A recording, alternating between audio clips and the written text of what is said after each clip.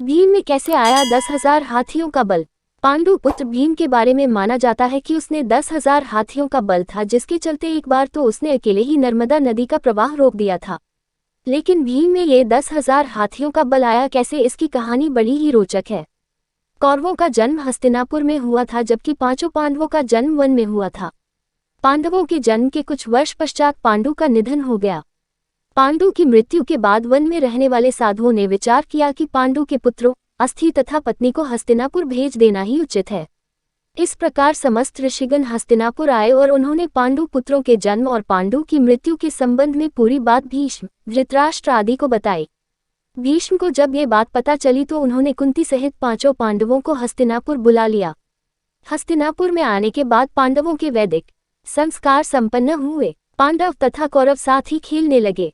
दौड़ने में, निशाना लगाने तथा कुश्ती आदि सभी खेलों में भीम सभी धृतराष्ट्र पुत्रों को हरा देते थे। भीमसेन कौरवों से होड़ के कारण ही ऐसा करते थे, लेकिन उनके मन में कोई वैरभाव नहीं था। परंतु दुर्योधन के मन में भीमसेन के प्रति दुर्भावना पैदा हो गई।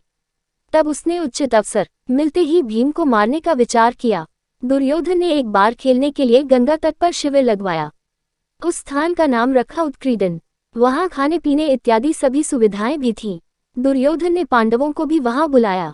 एक दिन मौका पाकर दुर्योधन ने भीम के भोजन में विष मिला दिया। विष के असर से जब भीम अचेत हो गए तो दुर्योधन ने दुशासन के साथ मिलकर उसे गंगा में डाल दिया। भीम इसी अवस्था में नागलोक पहुंच गए। वहां सांपों ने भीम को खूब दंसा, जिसके प्रभाव से विष का असर कम हो गया। जब भीम को होश आया तो वे सर्पों को मारने लगे। सभी सर्प डरकर नागराज वासुकी के पास गए और पूरी बात बताई। तब वासुकी स्वयं भीमसेन के पास गए। उनके साथ आर्यकनाग ने भीम को पहचान लिया। आर्यकनाग भीम के नाना का नाना था। वह भीम से बड़े प्रेम से मिले।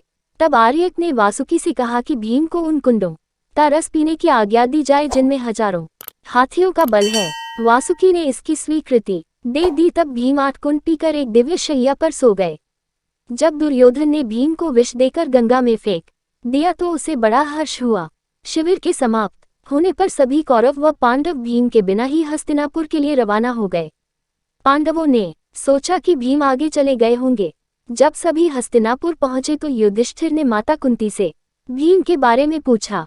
तब कुंती ने भीम के न लौटने की बात कही। सारी बात जानकर कुंती व्याकुल हो गई। तब उन्होंने विदुर को बुलाया और भीम को ढूंढने के लिए कहा। तब विदुर ने उन्हें सांत्वना दी और सैनिकों को भीम को ढूंढने के लिए भेजा। उधर नागलोक में भीम 8वें दिन रस पच जाने पर जागे। तब नागों ने भीम को गंगा के बाहर छोड़ दिया। जब भीम सही सलामत हस्तिनापुर पहुंचे तो सभी को बड़ा संतोष हुआ। तब भीम ने माता कुंती व अपने भाइयों के सामने दुर्योधन द्वारा विष देकर गंगा में फेंकने तथा नागलोक में क्या क्या हुआ ये सब बताया। और युधिष्ठिर ने भीम से यह बात किसी और को नहीं बताने के लिए कहा।